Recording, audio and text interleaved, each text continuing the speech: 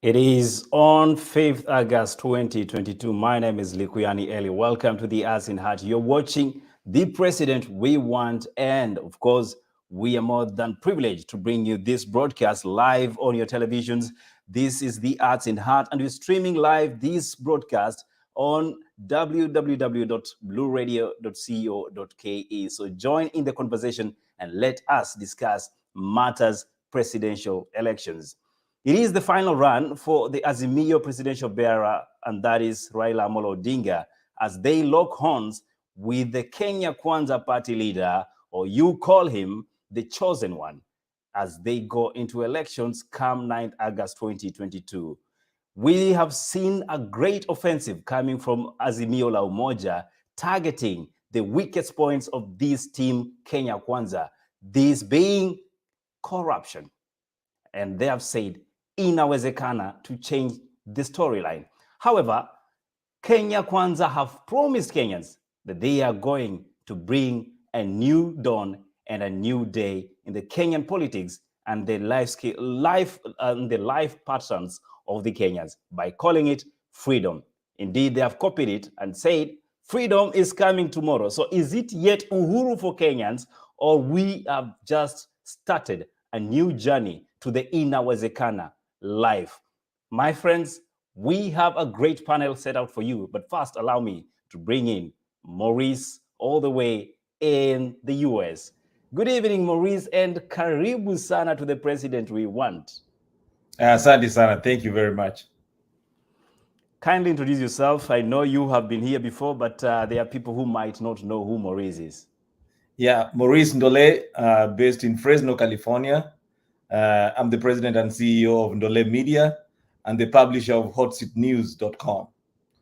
And over here, today, I think I'm going to be speaking about the president we want in the context of who I think should become the president of Kenya after the August 9th election. And I'm looking forward to the conversation. Thank you so much, Ndole, and karibu sana. We are expecting one more guest on this panel for tonight. However, MK will be coming in later on, and we must have this conversation. Maurice, let's just start very quickly. Do you think the AZIMIO la Umoja has done enough to convince the electorate that we are ready for these elections and they have to take the highest office of the land? Oh yeah, AZIMIO has done way more than enough. They've reached out to the people. They started early, not early like Ruto. Ruto started 10 years ago, so he was way early. So we started during the time when the campaigns were starting, where the Honorable Raila Odinga went out to all the 47 counties in Kenya and talked to people and asked them, "What do you want?" First of all, he asked them, "Would you like for me to run again?" And they all said, "Yes, we want you to run again." And then he asked them, "What do you want to see in the new government?" And with that, they came in with AZIMIO la Umoja, which is a grand coalition of so many parties from all over the country. Yeah. This is one of the biggest coalition that has involved everybody in Kenya. And with that coalition, they were able to get together all these competing interests and put together a coalition that is actually representative of Kenya. So yes, so I would say they are ready to govern. They're ready. We are ready to win this election come August 9th. It should be a win in first round, so we don't have to deal with all the shenanigans that might come with a runoff and all that. Are you telling us you don't plan, or you do not intend to go to the courts seeking some prayers for the court to, fix some issues?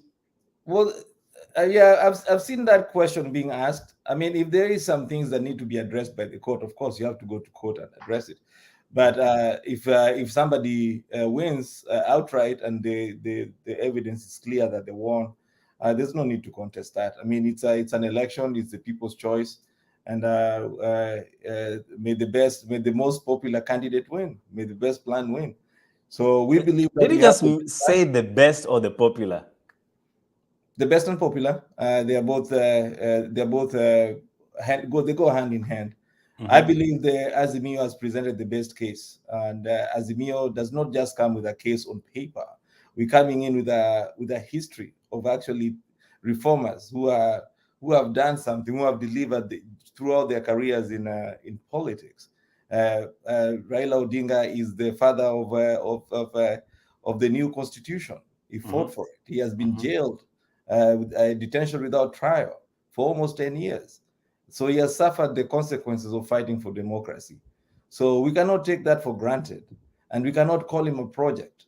Calling somebody like that a project is an insult to him, and raises questions about your intelligence. And Martha Karua herself, I mean, she has fought for the liberation of Kenya. Okay, she's not corrupted. She, as a minister as the minister in the Kibaki government, she quit because she thought that the Kibaki government was not doing enough about fighting corruption. So she has demonstrated that she's not just going to sit there and to continue collecting a paycheck and not getting the job done. We now have a situation in Kenya where the deputy president is sitting there collecting a paycheck and not doing the job. He's sabotaging the government from within, and then he comes out and complains that the government is not producing anything. Yet he's the one who's actually doing the sabotage job. So we cannot have such a person to be the president. Just imagine a situation where you are going to look for a job, okay, and then you get a recommendation you go asking for a recommendation from your boss, and your boss does not give you a good recommendation. Do you think the other new company is going to hire you?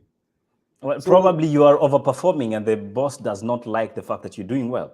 Well, in this case, he's not even performing. In this case, he's being tagged in corruption cases. He's being mentioned in all these issues, all these vices that are actually bringing Kenya behind. He goes out, he talks about how the government is misperforming. Yet there was a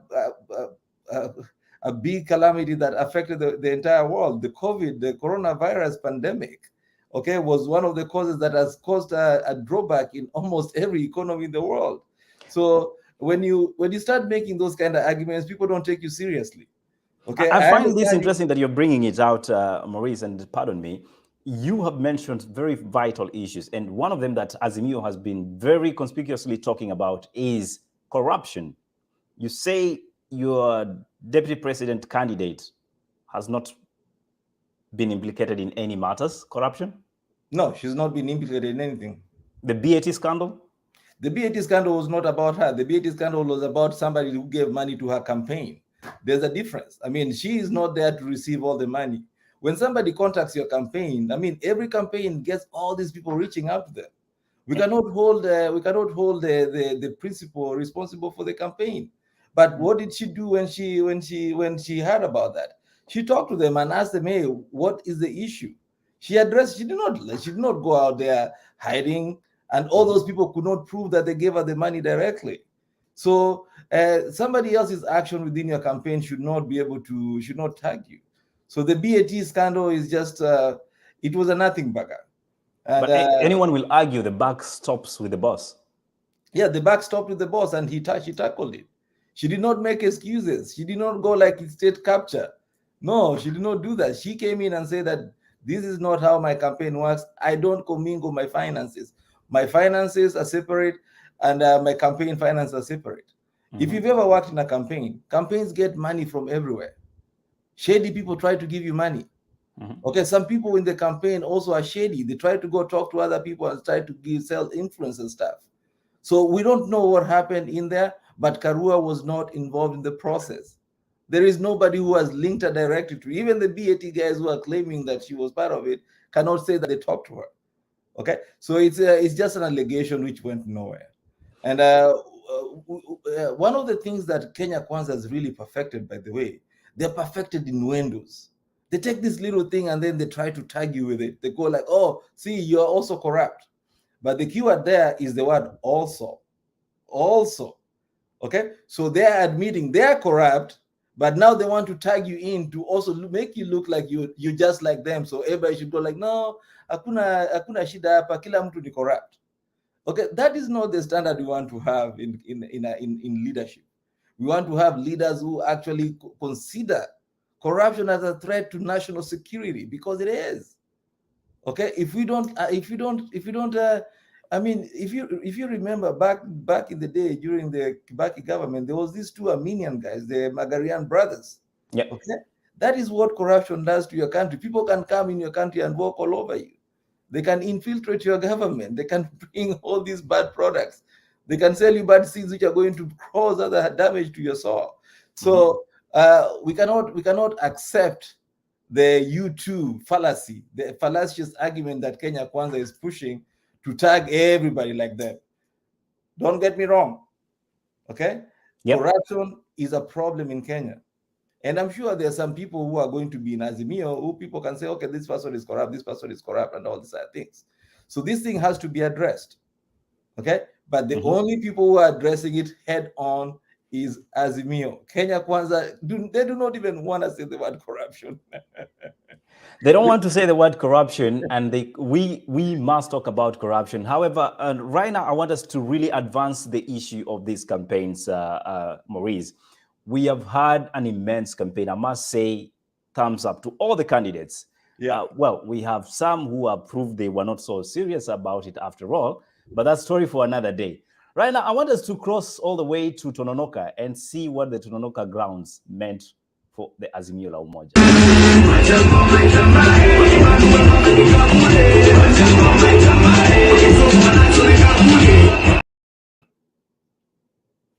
Short clip. Yeah, does it paint a picture of? I mean, we know that Right Honorable Raila Odinga enjoys a vast support from the coastal region. Is the Tononoka ground still making history, or was this just one of those events? Oh yeah. It's always historic when you're over there meeting with the people. And let me tell you something else that we don't realize. Raila is one of the few Kenyan politicians who don't pay people to show up. Okay, a lot of these Kenya Kwanza rallies where you see all those people dressed in yellow, those are all paid people. They get paid and then they told, hey, show up and come and all this heckle somebody. How can you prove that, Maurice? I mean, we know it's a dirty political trick that most politicians are used. Yeah, most politicians use it, but Raila doesn't. Have you ever seen Raila giving money in a rally? Do you know Raila as one of the politicians who hands out money? Okay, probably, he has grassroots Probably support. He has people doing that, the handlers doing that for him. No. Ruto is known for handing out money. That's why people show up to his events. Ruto has been out there for almost 10 years, giving millions of dollars almost every weekend, and explained money. Where are the sources of that money? We don't know. So those are questions that we have to ask. Are we going to have a president who's going to loot the central government, or are you going to have the president who's going to use the central government? The central bank. The central bank. Are you going to have a president who's going to use the central bank to develop the country? And as the stories about paid speakers was actually featured widely in a nation by a nation newspaper coverage. Where they did an investigative piece and showed how these politicians, and one of the only politician that was not mentioned there, who's like high-profile politician, was Raila Odinga. He has grassroots support. People show up to his event. He's the biggest mobilizer in Kenya history. So when we're talking about grassroots support, it means that people are going to show up to places like Tononoka ground. People are going to show up in Kasarani. Okay, when he calls the rally, people show up.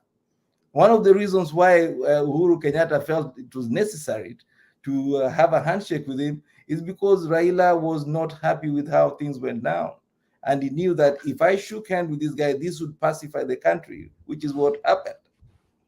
I want us to really engage that now that you've brought it up. But before we do that, I'll be welcoming in one more guest for the night. And of course, Godwin is returned. I must say, I do not foresee possibility of one of the guests that was supposed to come here and tell us what Kenya Kwanza has done to convince the electorate.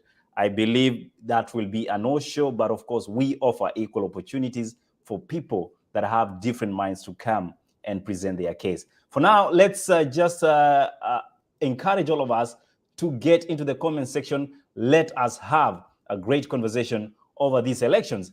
Who and what kind of president are you looking for in these elections? 3 days to go. Are you ready to vote? Have you been convinced by your candidates? Let us know if you are ready to vote and why you are voting for that candidate. Godwin, welcome to the conversation. Good evening to you, to Salimia, even though you are later than before. Godwin, can you hear me, sir? Asante sana, Eli. I hope you can hear me. I can loudly hear you. Karibu sana. Hey, poleni sana. Traffic manenos in Nairobi. You can't predict sometimes, but here we are. Thank you so much. The conversation has to get moving. The conversation has to get moving, and I see you are in red. I don't know what team is playing red because I know about the blue and the yellow. But let's talk about Team Yellow for a minute. I know Maurice doesn't want to have that conversation, but we must have that conversation. We saw them in Nakuru. They were loud and they were preaching. Freedom is coming. Are we yet ready for Uhuru? That is the question we are asking. And is this the team that is bringing in the Uhuru for country Kenya? Freedom is coming tomorrow.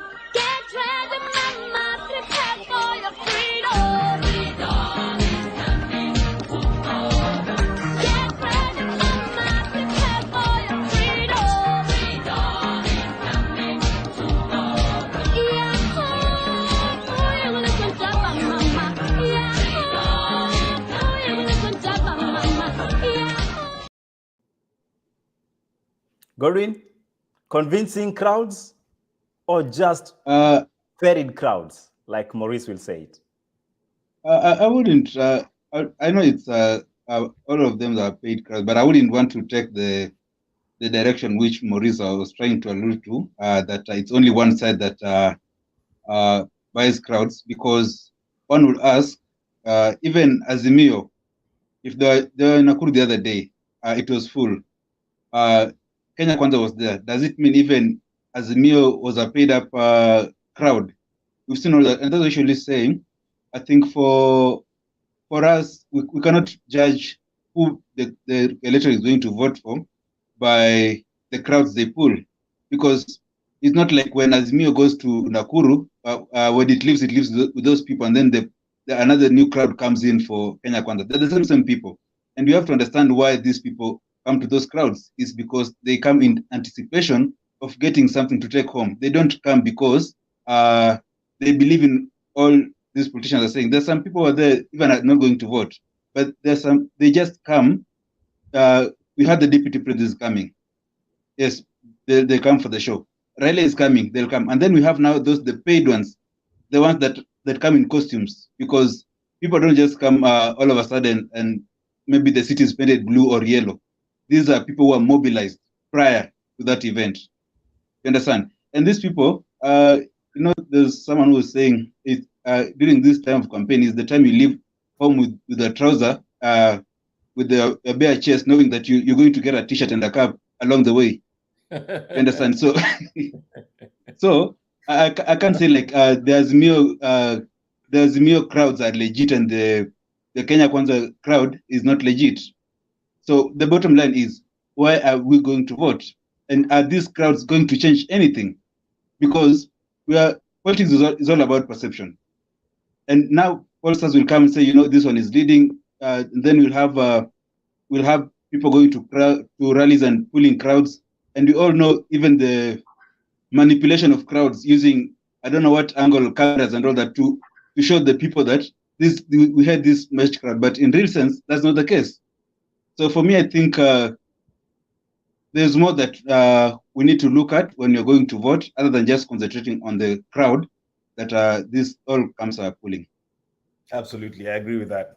Yeah, it happens on both sides. The point I was trying to make is Raila has an organic crowd, and he is known to be one of the few politicians in Kenya who don't have to pay the crowds, because most of his supporters are really, really true believers. That's the point I was trying to make. Great. Thank you, Maurice. I see we have one more incoming panel. I think this panel is becoming more heated than I thought.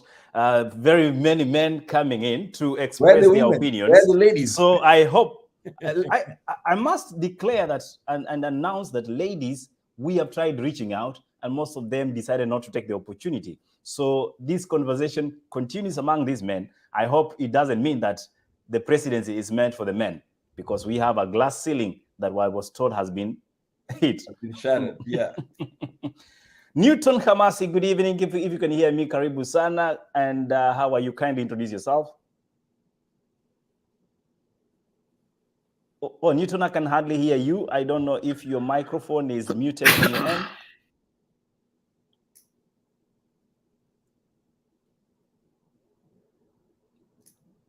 Newton, can you hear me, sir?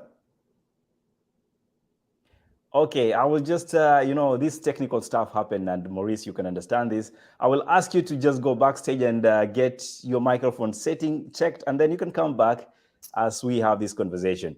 For now, let's continue with the conversation, and I want us now to focus on these campaigns and how they have been conducted. Maurice, would you say that these campaigns have been fair, or there's been so much below the belt kind of executions? Well, I mean, it depends with what you're talking about. It depends with depends with how you perceive, because campaigns are about gaining an advantage for yourself and to sell your policies. As far as that one is concerned, I think it's been fair. Both sides have had an opportunity to go everywhere and sell their policies. As far as I can see, Kenya Kwanza has a lot of money to spend. And I think they're outspending AZIMIO by like 5-1 or something. It's so much money that they have. You have to wonder where that money is coming from. So with that kind of financial advantage, I don't think you can say that this has been unfair. It's actually been really tough for AZIMIO to be able to match up that amount of onslaught from the Kenya Kwanza group. But they've been able to break through because we have a candidate who is known. And the choice of Martha Karua as deputy president was also an excellent choice that was embraced by everybody in Kenya and brought all the women into one camp, regardless of tribe, whatever. So AZIMIO has actually run a much better, more responsive campaign than Kenya Kwanza. Kenya Kwanza has pegged its argument on things which people don't understand. It's been sloganeering, hustler nation. Which does not even have any roots to anything. It's just a slogan, and then going over there saying bottom up. And if you ask three AZIMIO people to explain to you what bottom up means, you get 3 different answers, and some of them are going to be contradictory. So in those terms, I think AZIMIO has really presented a much more coherent case. Godwin, will you argue the same before I can try get back Newton? I hope he's unblocked his microphone setting so that we can get to hear him. Godwin, do you believe these campaigns have been run with utmost respect? And probably will you say there's been improvement from the previous campaigns? One thing I beg to differ with Maurice on this is to allude that Kenya Kwanza started campaign earlier than AZIMIO. We all know AZIMIO started campaign almost at the same time, but it's only that AZIMIO came in from a different fashion. It started with the handshake and then the 9-point agenda. It metamorphosed into now the BBI and all that. So it was just a transition. It was only just changing from one name to the other. But the end game was evident. Even the point where Raila was coming, asking, do people want me to be on the ballot? This is something that was already determined. So it was just a PR to seek validation that it is the people who asked me to come, not I didn't impose myself on the people. On the other hand, the deputy is someone who had his ambition going together ever since they assumed office from the first time. And it was clear they used to say, Yangu kumi, yako kumi. So it's something that we cannot say that the DP didn't know he wants to campaign for the presidency. You understand? Unlike now, Raila Odinga, who for some reason from where I sit, I think he sought validation to say that it's the people who want, because we understand the agreement that was there between the CORD coalition and then also the NASA, saying that I'm going for this and then the next time I'm going to support Kalonzo or whoever that was to come next. But it all narrowed down to, what, I cannot honor that because I was not the president in the first place, so I cannot say I'll support you this time. And we all know how it all changes. So for me, I think they all started campaigning at the same time, because the DP started campaigning as soon as Raila came into into government through handshake, and it's the same time that Raila started campaigning. But now it's only that for him to declare his candidature, it came in a bit late. But we all know how it all started, so we all know how it was going to end at the end of the day. Well, yeah, I mean, I can see what you're saying, but I disagree that that they all started at the same time. I think Ruto, when he was told kumi yake, he decided that means that he needs to start now. In fact, there's a very dramatic video of Uhuru and Ruto at a rally where Uhuru kind of chides him for starting to campaign too soon. He says, you gotta wait for the baton to be handed to you, because it was starting to become disruptive to the government. And we see the results of his ambition. I mean, the country cannot be led by ambition alone. The country has to be led by people who actually have a vision. Okay, up to this day, Ruto has not demonstrated a vision for Kenya. In fact, when he was out there presenting his when he was accepting his nomination as a UDA, he didn't accept nomination as Kenya Kwanza candidate. He accepted nomination as UDA. When he was accepting his nomination as UDA candidate, he talked about milestones in his career in terms of what the promotions he has gotten. I became an MP this time, and then I became a minister this time. He did not give us a vision. Okay, we cannot have a country where the president is just an ambitious guy. Okay, you have to remember the way Ruto came into the limelight for Kenya. He came in through the Youth for KANU 92. That was a terrorist organization. I was terrorized by them in Nakuru. So I have personal experience with the Youth for KANU 92. So Ruto made money from there. Okay, and then he was there when Moi was busy detaining people without trial. He said nothing. Okay, he has not participated in any way, shape, and form in democratization of Kenya. He has just been chasing his own ambition. We cannot have a president whose only goal is to get power, to accumulate power, to go to the next step. That is not how it works. And then he comes into this government. He comes into this government with Uhuru Kenyatta, Ruto, which was, let's be honest, it was based on a union of convenience, because both of them had a life and death situation because they were being charged with crimes against humanity at The Hague. So it was a life and death situation. I mean, some of us can argue that we don't know if the outcome of that election was what it was. Okay, so he comes in, he gets into that government, and then he starts undermining his own government immediately because he's very ambitious. He cannot wait. Okay, so we have a renegade. Ruto is a very young man. He still has time. Let me finish. Okay. Yeah, so he has time. He can come in anytime. He's only 56, so he can run as many times as he wants. But he's not ready this time. He's not ready. He's far from being ready. I get where you're coming from, Maurice.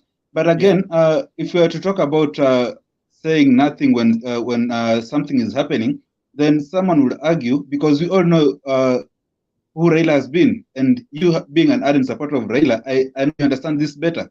You know, when Raila, the time he served in opposition, how vocal he was when it comes to exposing the rot that was happening in government in terms of corruption scandals and all that. You cannot tell me now it came after the handshake, all the corruption scandals evaporated because Raila was now in opposition and was advising the president from outside.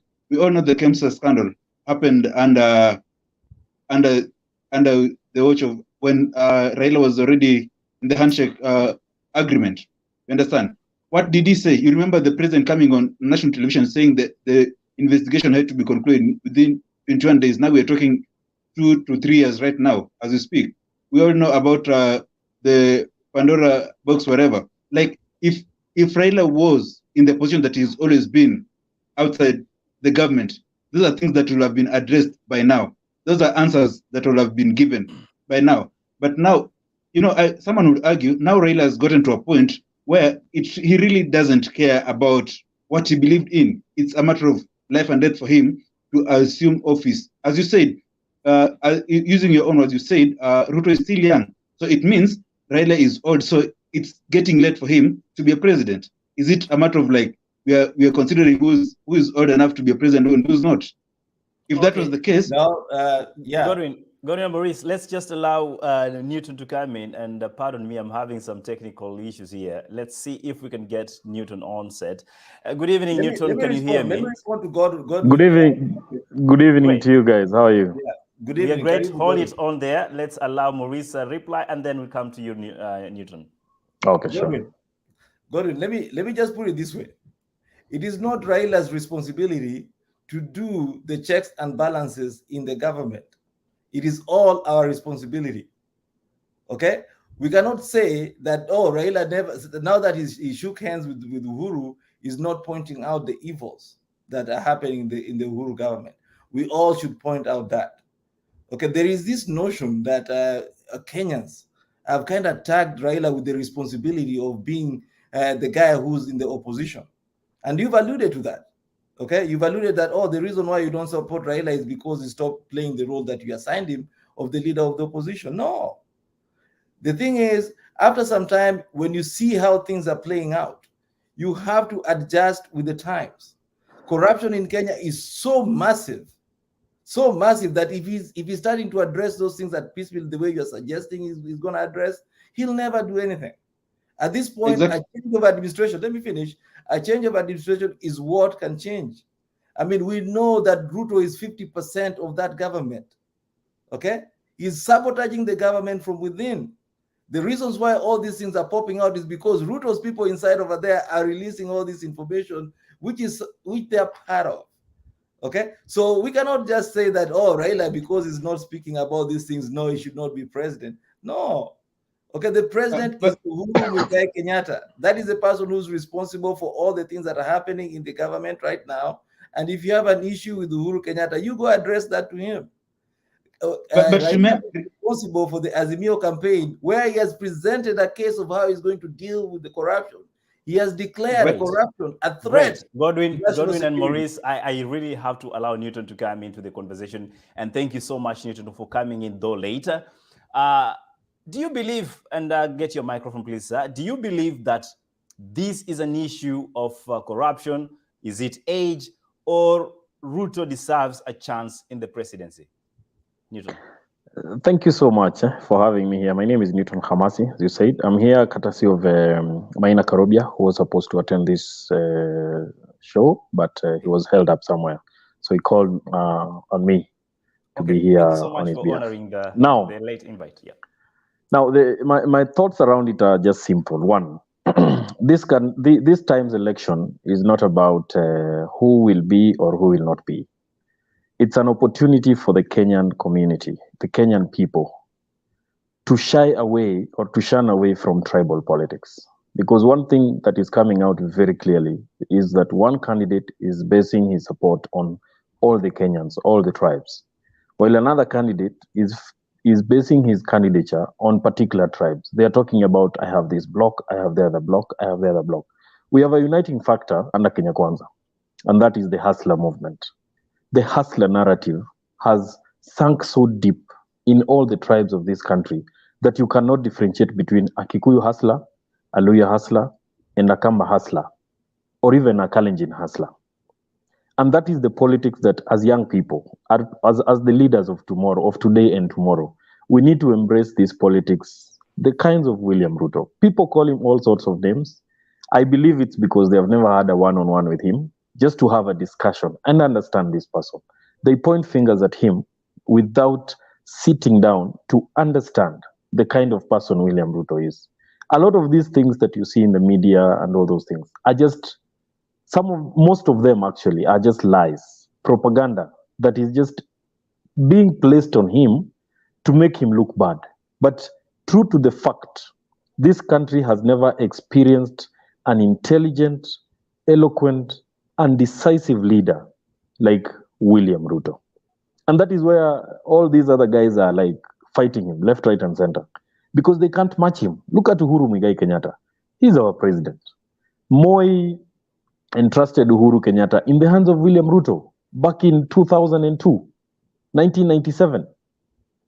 Moi told Uhuru Kenyatta, look, follow in the footsteps of William Ruto. He's going to make you great. And yes, 2002, you can see, even brother the other day confirmed that accepting defeat is part of their DNA.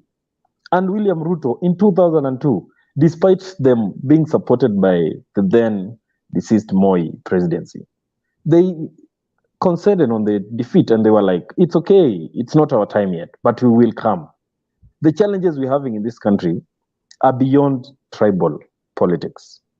And we need to focus on an agenda. We should not make our opponents or our competitors the agenda of any discussion or any politics in this country. Where we sit as Kenya Kwanza, we believe in William Ruto's presidency because one, he presents that middle age, the 50s, the 40s, who have the urge to transform this country. On the other side, if you look at Raila Odinga, honestly, he's 78 years of age. He needs to be retired. Even there's a video clip that was going in rounds on social media when Uhuru Muigai Kenyatta himself, he said, I will serve my 10 terms. And when I get to 60, 70, let me be at home enjoying my retirement with my family. I shouldn't call myself a leader at the age of 70, honestly speaking. When will young people have an opportunity to lead this country?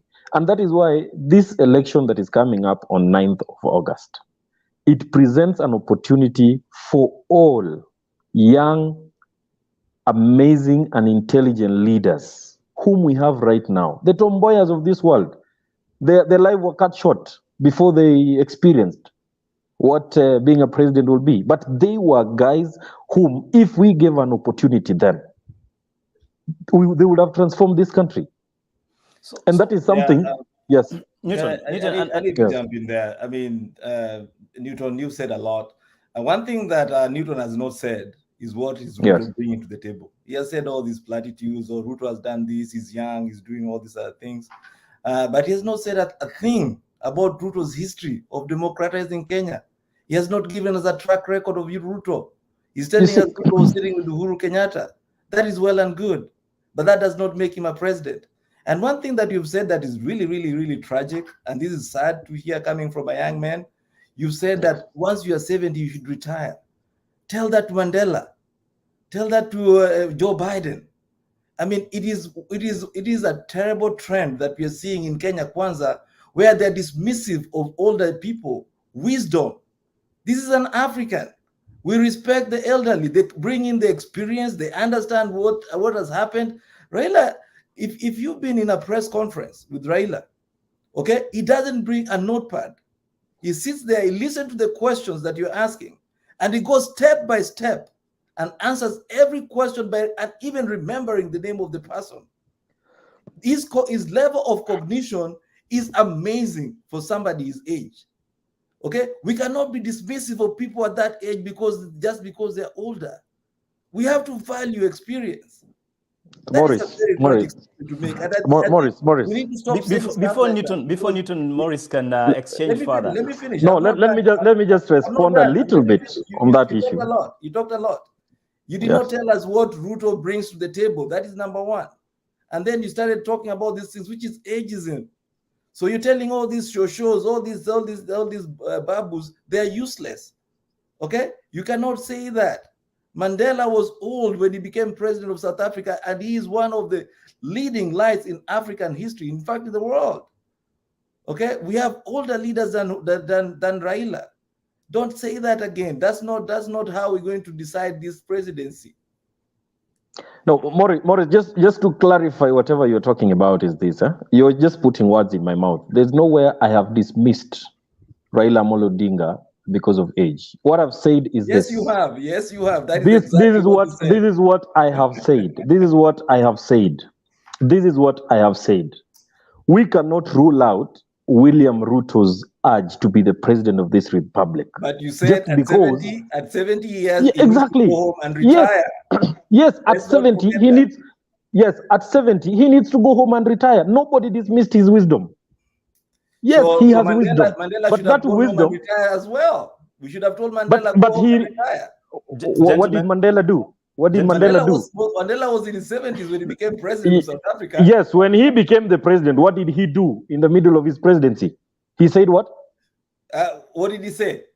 He gave up on the presidency and said, look, what I He have done served is one enough. term. He did not give up on the presidency. Exactly, He served one yes, term. exactly. And he went back and said, it is not my time yet. Let me give this baton to other people. And that is why we are saying Raila Amolo Odinga has had an opportunity to lead this country as the prime minister. Remember, from 2007 to 2013, he had the opportunity to lead this country.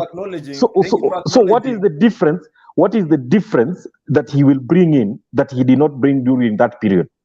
Great. What And I really want to pick it from here, gentlemen, so that we can move on with this conversation. Otherwise, we are making a lot of spectators from this conversation. Let's just get to the comment section, see what people there are discussing. I see Xavier, I believe that's the name. Malaba says, Kenya bila Ruto, my friend. Hapana haiwezekani. That is not going to happen. This is Sam Scott, who says, don't put Tomboya on same line as Ruto. Okay. And Stella Nanjala says, blue all the way, inawezekana. There is one thing, again, she goes ahead and says, there's one thing I'm admiring Ruto about. He will form a very strong opposition. Elizabeth says, udaku tawe, sisi sio Uganda, hatutaki M7 Kenya, maana Ruto ako kama M7. Okay, our opinions. Mseveni. Njeru Edit says, 2 days to go. Let's vote in a way that will change the status of this nation for the better. No need to land in a ditch while we can see. And the comments come on and on and on. We'll keep on looking at those. I'm bringing back Newton, but before I do that, I want to bring first Godwin into the conversation. And Godwin, you've heard Newton and Maurice exchange a lot about what Ruto has not done and what Raila did or is not able to do thanks to the age. One thing that I picked from this conversation is we cannot wish out the wisdom of the elderly. When do we create opportunities for young people? And I remember the last time I saw a meaningful project that touches on young people was Kazi kwa Vijana. Godwin, is that all we belong to? Kazi kwa Vijana? I want to say, to some extent, I want to agree with Newton in the sense that I think the youth have been taken for a ride for far too long. And just to give you an example, recently we all had Mudi Awori, who is in his late 90s, I think he should be even in 100s now, heading a youth, was it something department to do with youth funds, you understand? So it means like the department is for the youth, but now it's being led by an elderly. Okay, you know there's elderly and over elderly, that's in his 90s. So does it mean youth are not capable of taking care of their own funds on stuff? You know, and that's the far we've gone. And to another extent, I would want to blame we, the youth, because every time we say it's our time to take up the leadership position as youth, but we go there still sing the tune of the same people we're trying to replace. And that's why all these appointments, we see elderly people being recycled to handle things that the youth can do. And you see, when times are changing and we are in a technological era whereby there's some things that these elderly people cannot do. But when you find the same people being put in the same positions that are supposed to be occupied by this youth, it's really a mockery on the youth. When is the right time for us to lead? Then it should be let the elderly, let the leadership be for the older people. When you get old, you'll get your chance. Other than saying the youth are the leaders of tomorrow. Maybe tomorrow is when you're at 70 or at 90.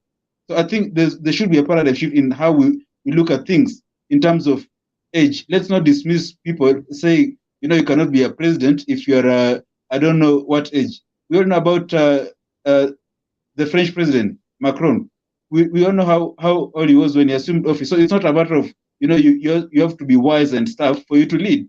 At times it comes, you can lead without being old. It doesn't mean if you're young, you're not wise. If you're young, you're not wise. You can lead while you are elderly. But gentlemen, I know you really want to continue with that conversation, but we still have a handful to handle.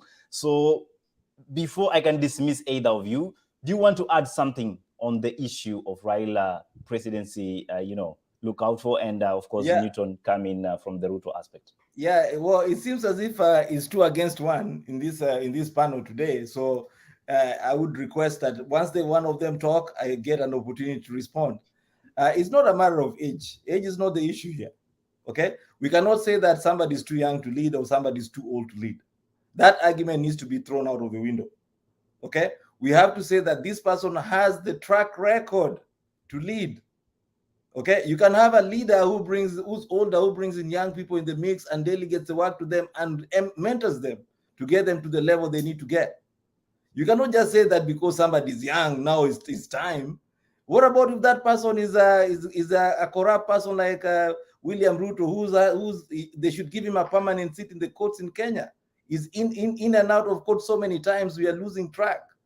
I mean, he has a deputy president who just lost 200 million shillings because he was found liable for defrauding the county government that he was operating with, creating shell companies and funneling the money to his own bank account. That's the person you want to entrust with our central bank? Come on. So the age factor is not an issue here. Age is just an insult that Kenya Kwanza are perfected to run against Raila because they don't have ideas that they're going to propose to people. So you're going to use all these ad hominem attacks to devalue somebody's contribution to our history. Raila is the person who contributed to the 2010 constitution that Ruto opposed. He opposed so vehemently that it was even synonymous to him. Okay, what did the 2010 constitution bring? It brought devolution. It brought dual citizenship for the people in the diaspora that we enjoy up to now. Okay, and there's so many other good things in that constitution that have not been enacted yet. Okay, if you're going to reward Ruto, give us his performance record, to a report card. What has he done? What has he done? Being dismissed by his own boss because his boss says amekaa kwa gari anaona gurudumu imeibiwa, amekaa kwa gari anaona kiti imeibwa. Is that the person you want to entrust with the economy? Ai bwana. Newton, has the custodian been stealing from the boss by any chance? Newton, if you can get your mic, please. It's muted. You know, Nikuyani, Eli, I'm just perturbed by the arguments from Mr. Morris. We can hear you. You're talking too low. Okay, can you hear me, guys? I'm saying, Yes. Yeah. Can you hear me now? Yes, Yeah. great. Yeah, what I'm saying is I'm perturbed by the comments by Morris in regards to our presidential candidate, our deputy president, Gachagua. Honestly speaking, we have had a lot of propaganda being swayed around against our presidential candidate.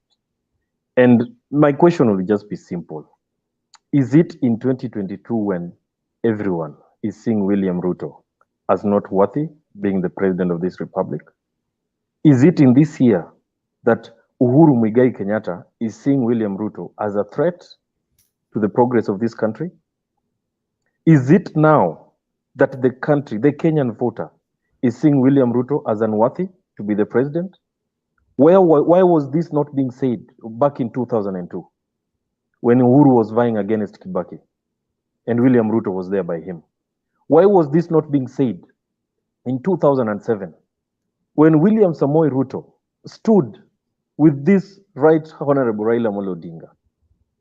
Why was this not being said in 2013 when William Samoei Ruto stood vehemently behind Uhuru Muigai Kenyatta until he was elected? Why is all this propaganda not being said? In 2017, when Uhuru Muigai Kenyatta was giving up to this on this re-election, he is the one who pushed Uhuru Kenyatta to proceed. Why is it not true that Raila Amolo Odinga boycotted a rerun of a presidential election when Kenyans needed him most? He boycotted on them. Honestly speaking, is that the person we want to give this country to?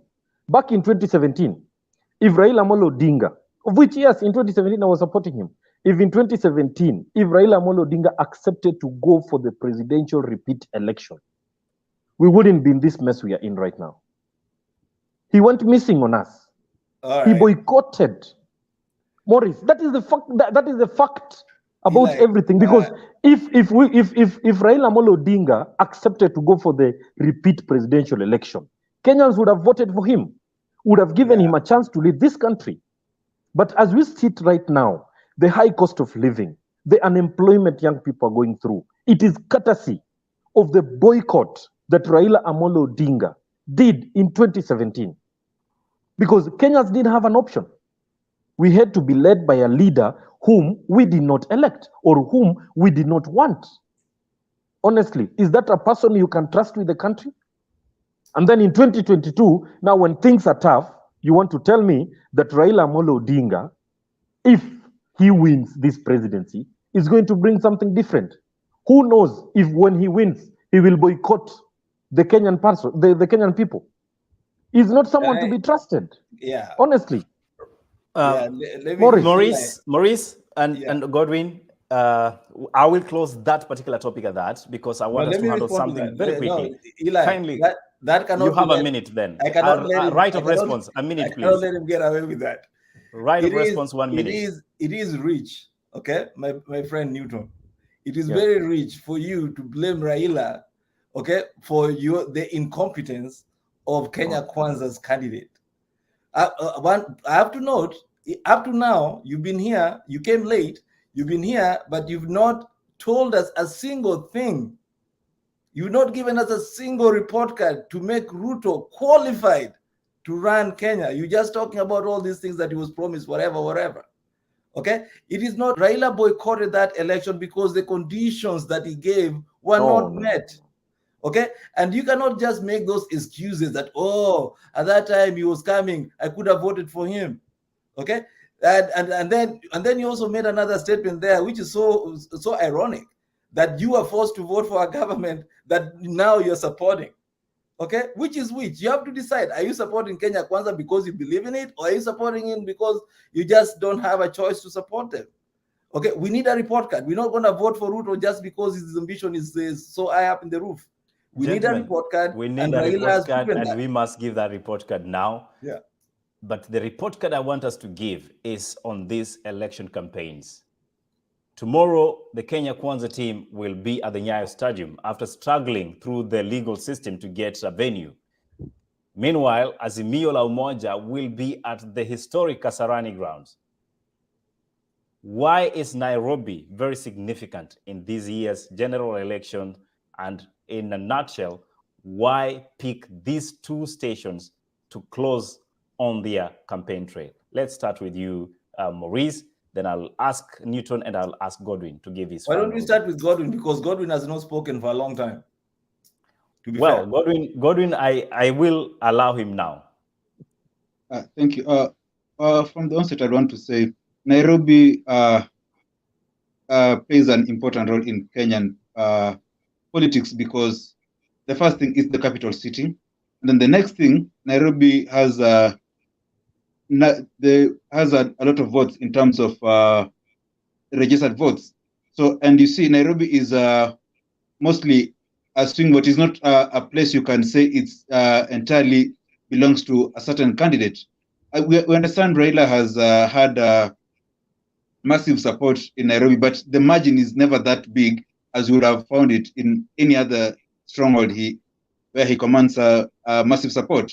So Nairobi plays a very significant role. And then another point would be Nairobi is a capital city, so it does not accommodate people from a particular community or a certain group will say, I command this vote, because Nairobi is made up of all tribes in Kenya. Nairobi is made up of all social classes and all religions. So Nairobi plays a very important role when it comes to Kenyan politics.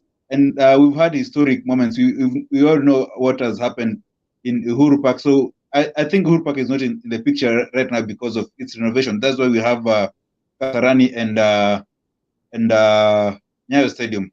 But if Uhuru Park would not be under renovation, I think Uhuru Park would be one of the contested venues for each of the formations to hold their final rally. Thank you, Nairobi. Yes, Newton. Why is this pace significant for the Kenya Kwanza team come Saturday the 6th? To us, picking Nyayo Stadium is. Can you hear me, guys? Yes. Proceed, please. Yes, as picking Nyayo Stadium in Nairobi County is significant to us because one, as you understand, Kenya Kwanza, we have been on the front line to champion for economic change. And Nairobi City, Nairobi County at large, being a county that commands the greater GDP of this country, it's a center point for most of the hustlers of this country. The mamambogas, the small-scale traders, most of them are based here. The people we want to impact in regards to housing deficiency in this country are most of them based here. We have slums in this country that have been in existence for a very long time. And being the fact that they're in Nairobi, Nairobi present to us an opportunity to debunk this and present to the people what we have in our manifesto, to empower them, to inspire them to do more. And another thing is Nairobi is a cosmopolitan region. And as I started, I said, in Kenya Kwanza, we believe to kill this politics of tribes in this country. And Nairobi presents itself as a cosmopolitan region. You can see our candidate for Nairobi County, that is Sakaja Johnson, has been fought by all people in the other side as our competitors, saying this one is not a lawyer, so he doesn't deserve to be a leader in this city. Oh, he's a Kalenjin, he cannot become a leader in this city. And as we are telling them, this time round, as Kenya Kwanza, we are presenting candidates not based on their tribes, but based on their ability to lead this country to the next level that we want. And most importantly, it is the economic liberation that our principle has been on the forefront to push. And Nairobi presents the best opportunity for us to tell the people of this country what we can do, starting with Nairobi City. Tunaambiwa Nairobi ni shamba la mawe, but Kenya Kwanza believes it's the hustler's land. How about you, Maurice Ndole? Do you believe this is where the votes should be coming from to change the landscape of our life? First of all, I just want to say thank you to Newton and Godwin for this discussion. I really enjoyed it, having to discuss with you guys. So I think Nairobi being the capital city and the county in Kenya, just blends in. Everybody's in Nairobi is a symbol of our unity.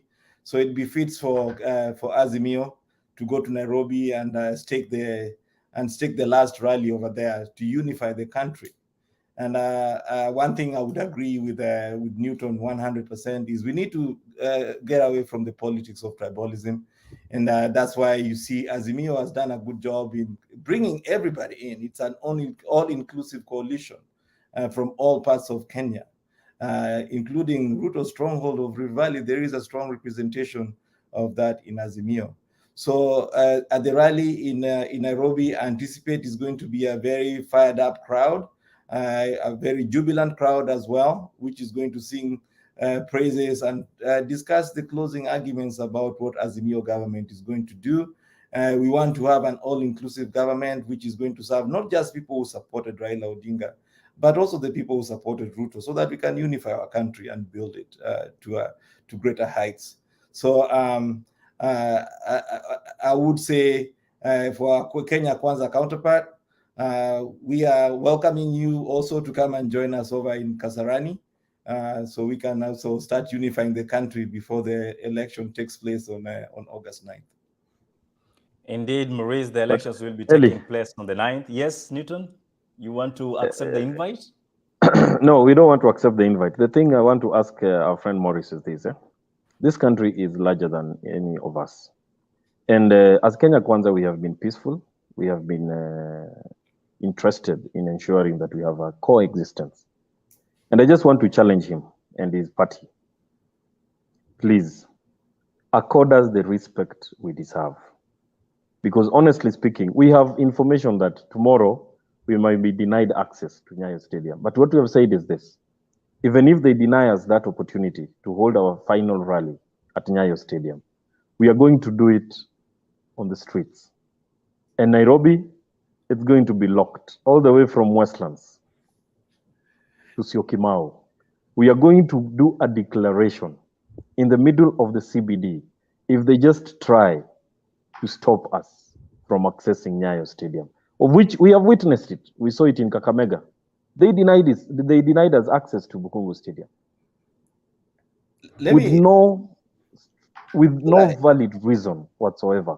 So tomorrow, if they happen to plan to use the state resources they have been enjoying to stop us from accessing Nyayo Stadium to do our final rally, we will unapologetically hold our final rally on Kenyatta Avenue in the middle of the CBD, where all hustlers of this country originate from.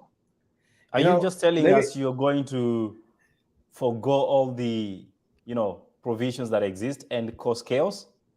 No, we are not going to cause chaos. You've seen what has happened in Nakuru. They deny us access to the available facilities, despite us booking them in advance.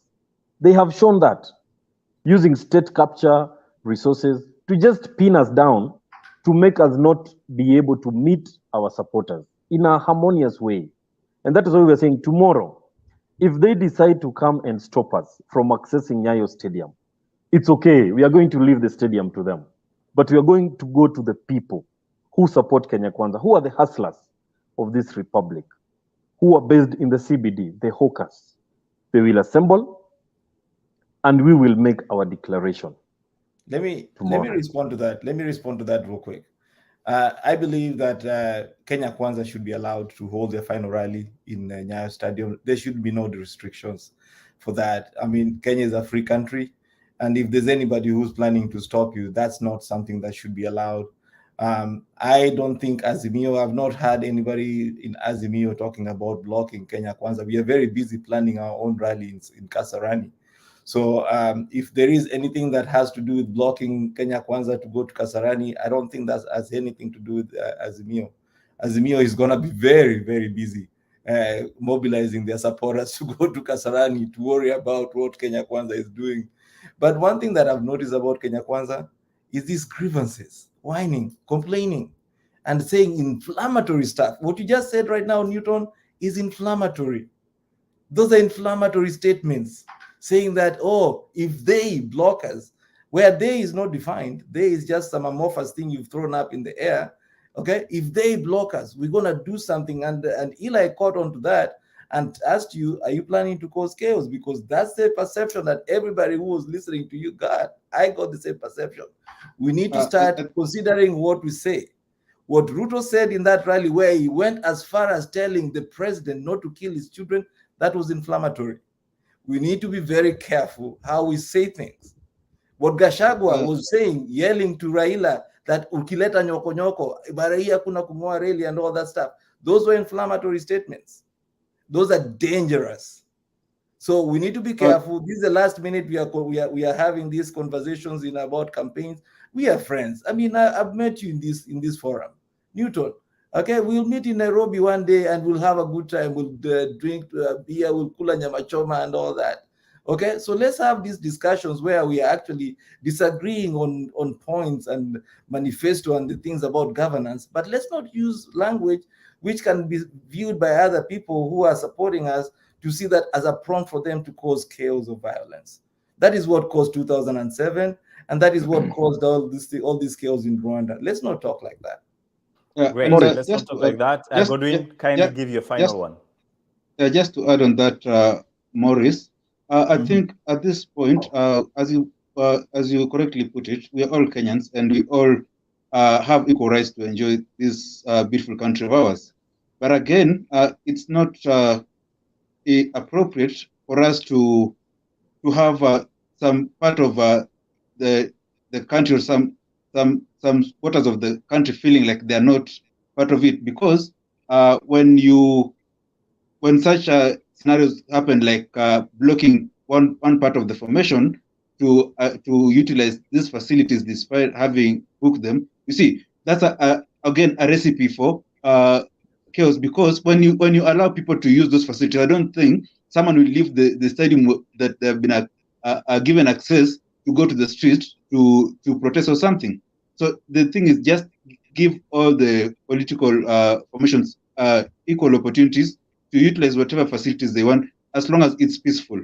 So that let's not provoke or give people reasons to say we did this because you did this. You understand? Because that's where such a tone, maybe from what you heard from Newton, comes from. Because we have a precedence, as you said, in Buhungu, whereby you want to use a stadium, you're being told it's being cleaned for another rally.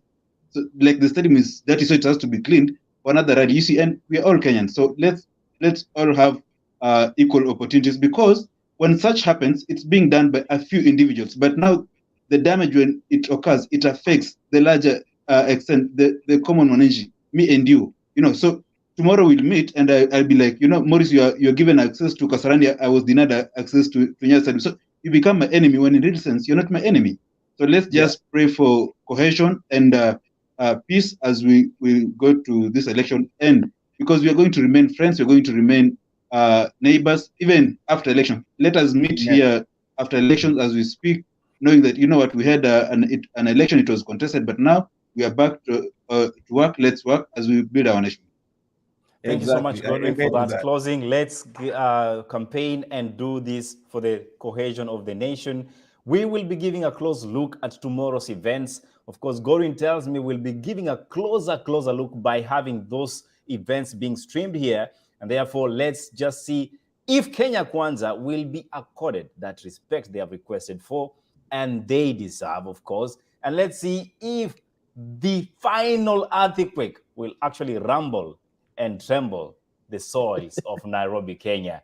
For now, I want to say a big thank you for the panelists that have come in. Let me start with Maurice. Thank you so much, Maurice, for making time for the second time here on Art in Heart. We appreciate as we discuss matters the president we want.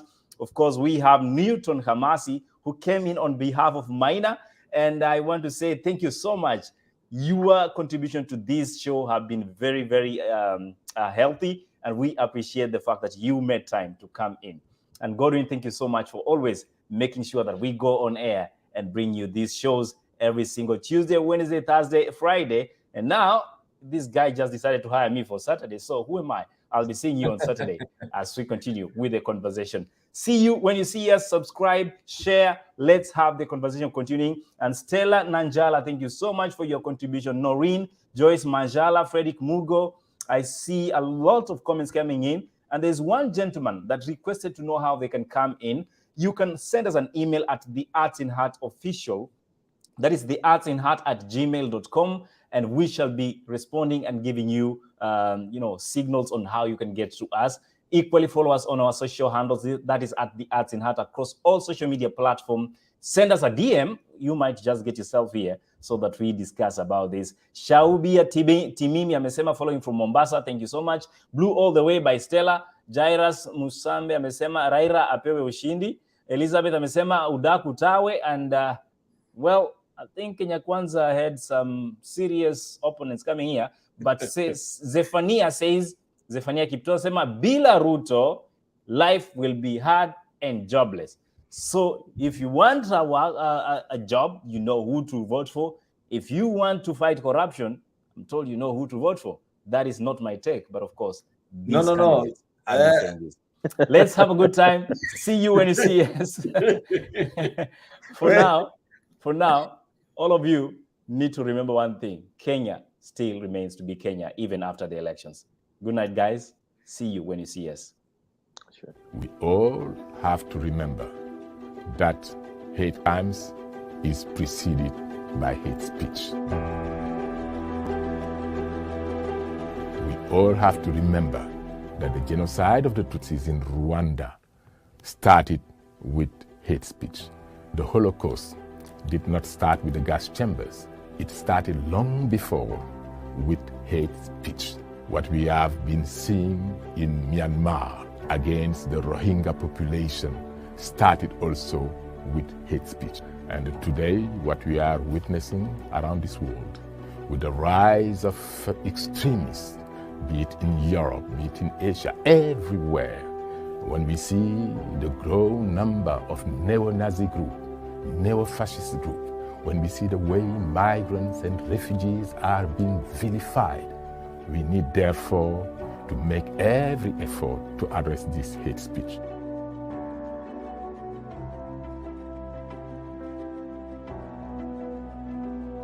We have to bear in mind that words kill. Words kill as bullets. And that is why we need to make every effort to invest on education, to invest on the youth, so that the next generation will understand the importance of living peacefully together. We need to make every effort so that the attacks like the one we have witnessed in Sri Lanka, when churches were attacked, the one we witnessed in New Zealand, what we saw in Pittsburgh, all this has to stop. And to stop it, we need to invest more on mobilizing the youth. We need to use the verb to become a tool for peace, a tool for love, a tool for increasing social cohesion, harmony in our world, instead of being a tool for committing genocide, crimes against humanity.